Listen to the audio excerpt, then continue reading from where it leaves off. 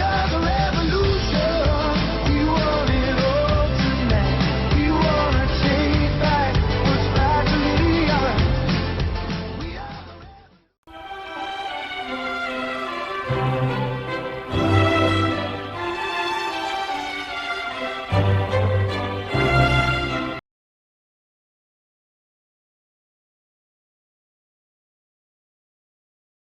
Thank you, my brother. It's awesome to be here. I'm really just honoured to be part of it.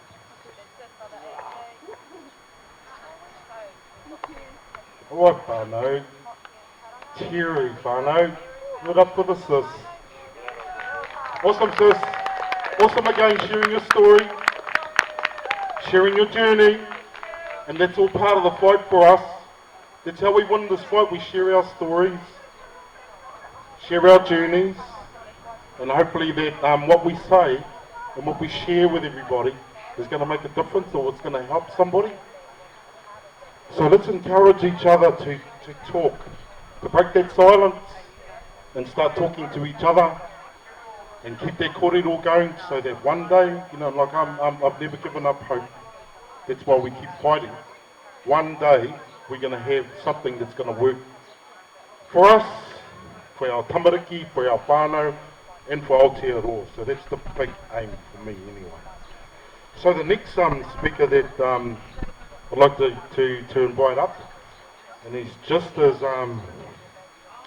staunch, and he has a story, and we all know Steve. Steve's a big influence, I suppose, in the fight against the care and protection of our Tamariki. Awesome soldier, 24/7 he operates. There's no such thing as an hour off or a day off. 24/7 for this man. Whānau, Steve Evans.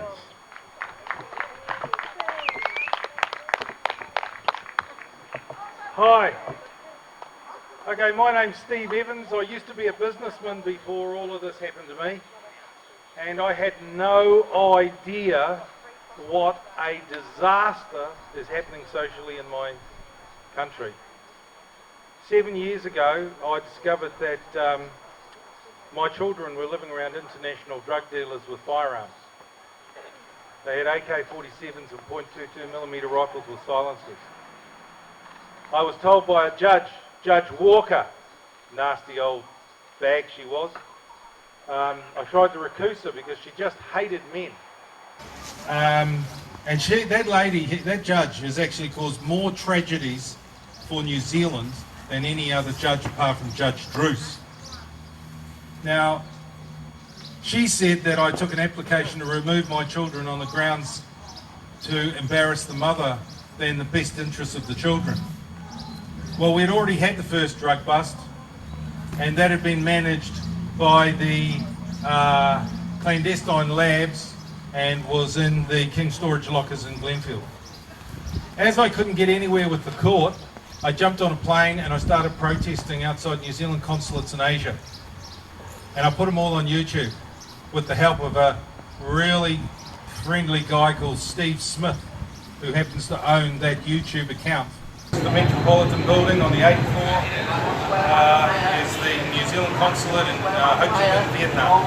I'm here today to claim the breach of duty of care of the state mandated authorities of New Zealand that are in breach of Section 14 of the Welfare and Protection of Children.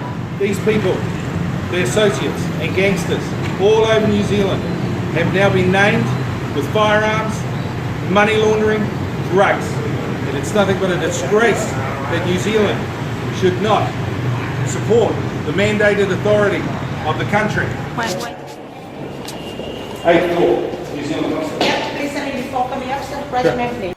And they wanted the judges questioned me and wanted to threaten me to put me in jail because I was publishing information about the family court. The real story was that the state was trying to cover up Operation Phantom, which went on for a further 22 months. I said to the judge, "You're outside the jurisdiction of New Zealand. You know, where does your jurisdiction end? This is how they try to threaten you." I said, if you really want to complain, you guys will complain to the military in Thailand because they've been helping me. And, you know, I don't think they're going to take much notice of a judge from New Zealand. So, during this process, over 7 years I've been in the family court. I've been threatened by judges.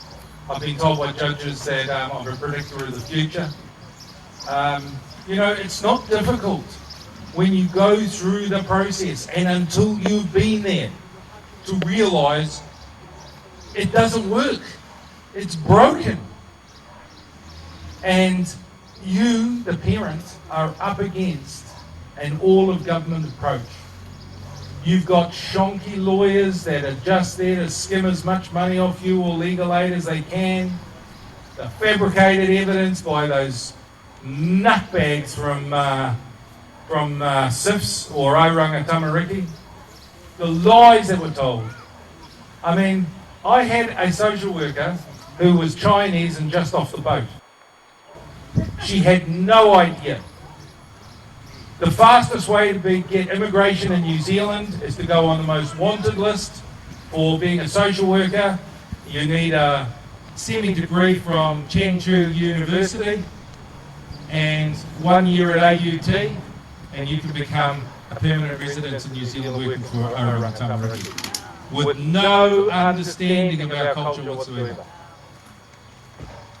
Let alone when she gave my children to a caregiver who confessed to being on drugs in breach of the Crimes Act 1975, misuse of drugs. Anyway, today we're here to celebrate the global protest. And I take my hat off to a guy called Marius, who's a human rights lawyer, international human rights lawyer in Norway.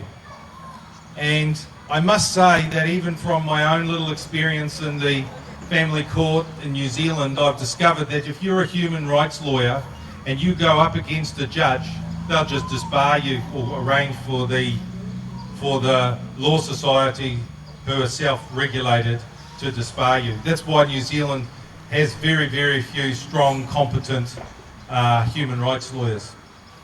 The other issue, which is a major problem in New Zealand, is that we sign all these international conventions and then they've got to be ratified to become law in New Zealand.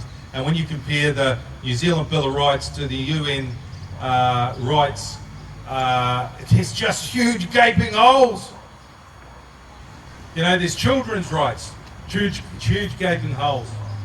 Civil and political rights, huge gaping holes. So there's all these countries around the world. You know, I've been very impressed with Bulgaria. I mean, I can't believe those people. I think in Sofia last time they had over 500,000 out.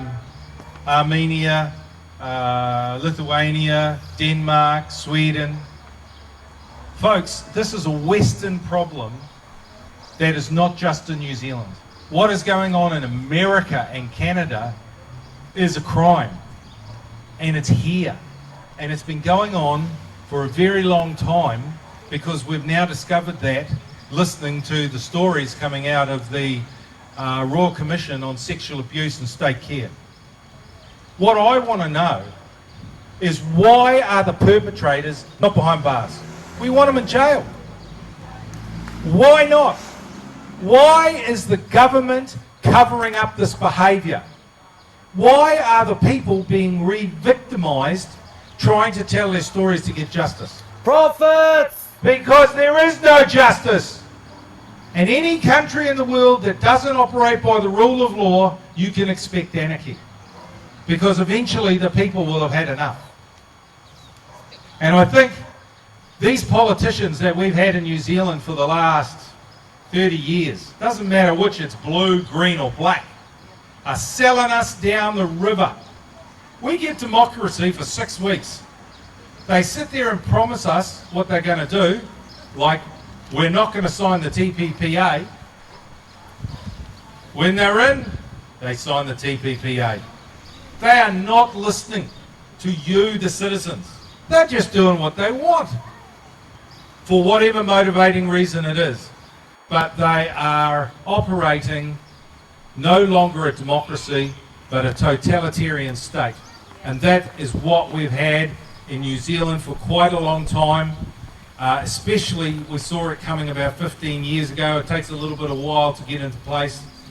But one of the main perpetrators of this is Crown Law, because they're rewriting the laws now to give no liability to those bureaucrats that are abusing us. And you know, you can go to section 444 or 555 of the Vulnerable Children's Act, and they're writing themselves or the bureaucrats out of the law. And we're sick of it. And the people are getting angry, and I don't blame them. If you had taken my children 1,000 years ago, I would have got out my sword and I would have taken off your head. What on earth has changed? We are allegedly a more civilised race. Well, I don't know, I don't think so. That's not what I'm saying. So, I couldn't get over how criminal the breaches of statutory legal obligations are by Child, Youth and Family. Mr. Mark Posto, you dirty dog, I've got a tape recording of you and Lucy Lou, who admit that they knew there was a drug investigation going on and they played into the hands of the New Zealand police rather than the best interests and welfare and safety of my children, which is the first consideration and paramount. I want to see every cop, every social worker, every minister of the Crown that knew, because the methamphetamine task force at the time was in John Keys's office. It's no longer in a Prime Minister's office. Yes, that's right. Excuse me? Oh, I just need you to sit. I don't care what you do. Don't push me, buddy.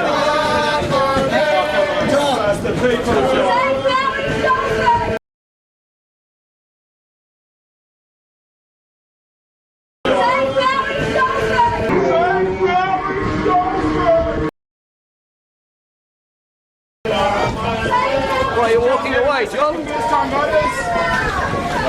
John, what's that? Yeah, right. Tolly and Bennett knew? Surprise, Mrs. Bennett's name comes up again. How on earth is that monkey representing the citizens of New Zealand?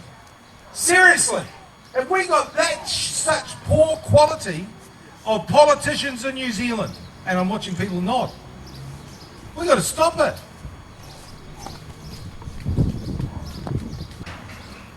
This all of government approach, we've discovered, particularly with the judges, is to protect the state from paying liability.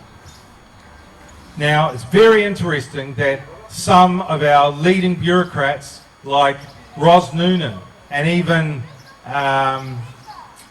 Judge Beecroft, are actually saying that they didn't get it right, or that they wrote the reports but they were closed down.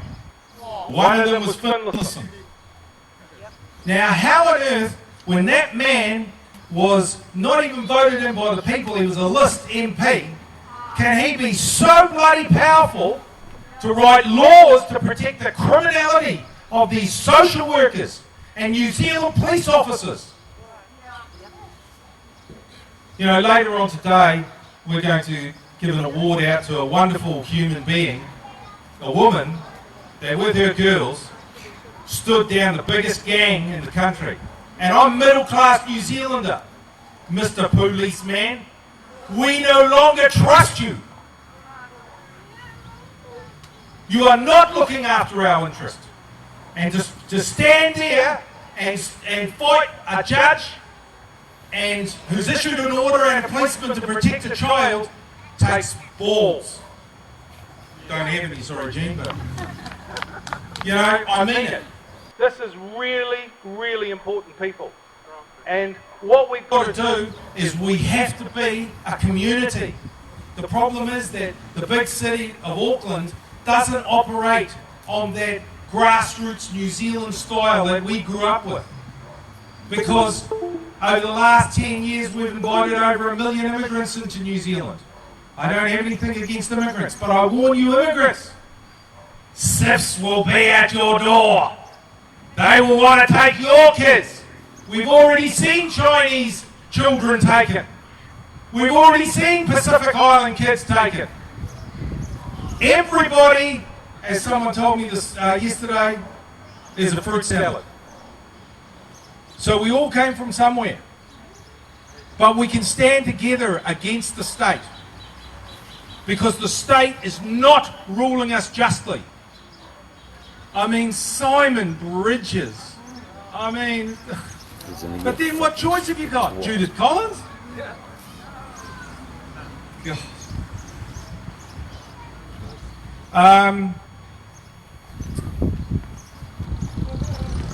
One of the big problems that I saw, and I've presented it to the Family Court Law Reform, is Section 12A of the Family Court Rules. The Family Court is a rubber stamp operation. I'm sure Jean will agree with me.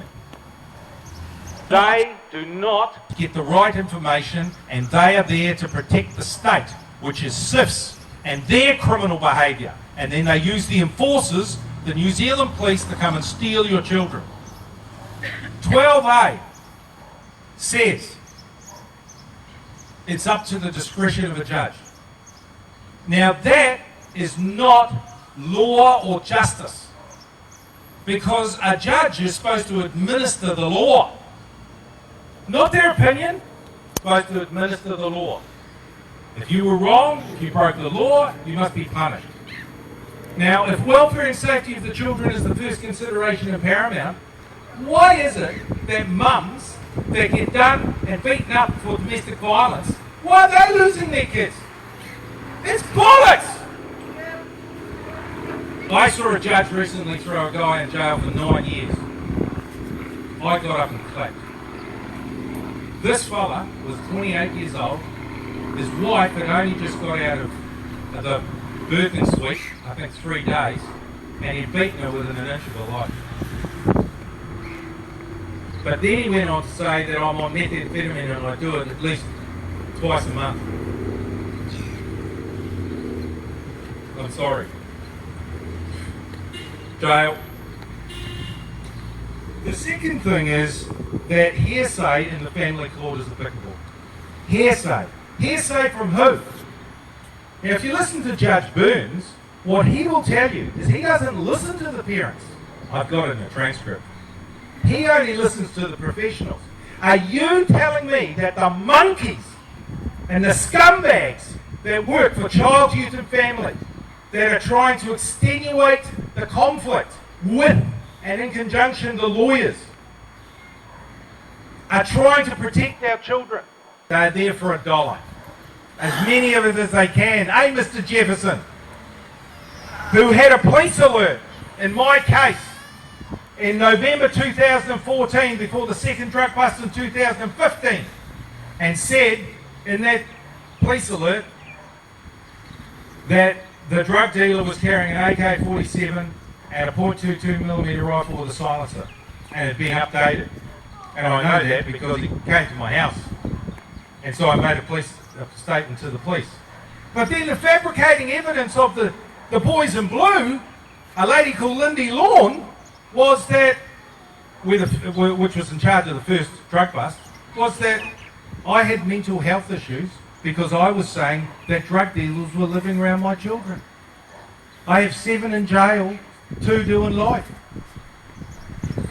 They were fabricating evidence on my national intelligence database to elude in the minds of others something that was untrue so they could continue their drug operation.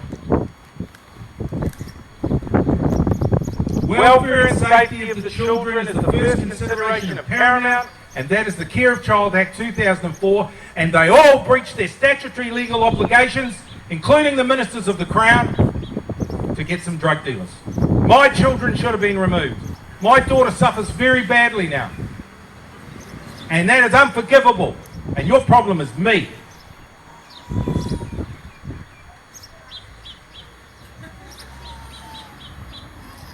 It's very clear that human rights have been abused in New Zealand for so long. So we're going to be bringing back an amazing fella from Norway who's beaten the state of Norway and the equivalent of Tauranga Tamariki in the International Human Rights Court on the 4th of February.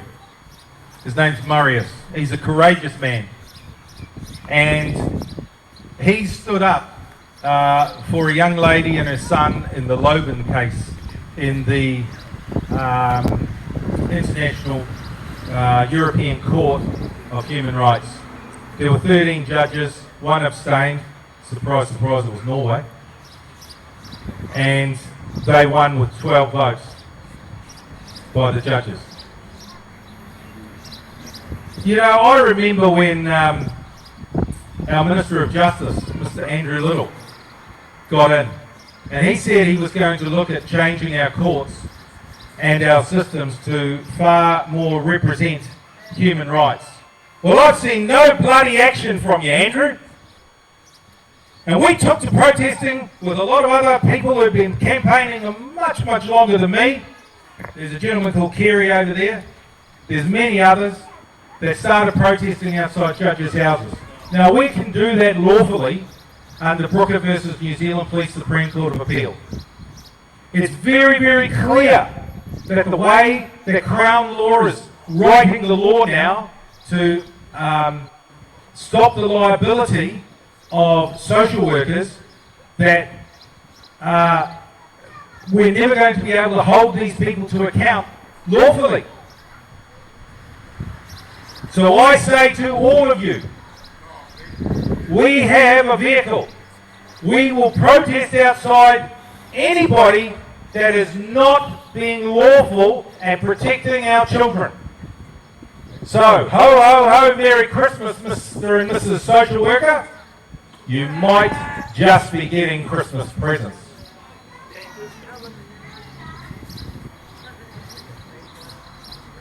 The other thing I'd say to you guys is that New Zealand is a very dangerous place to be a child and to be a protective parent when you have the state throwing us all under the bus and manipulating the law with a force of all of government approach. And that's including the DHBs. You know, I could go on about the Education Board, but I will say that the counsellors at Carmel College almost got my family and me killed.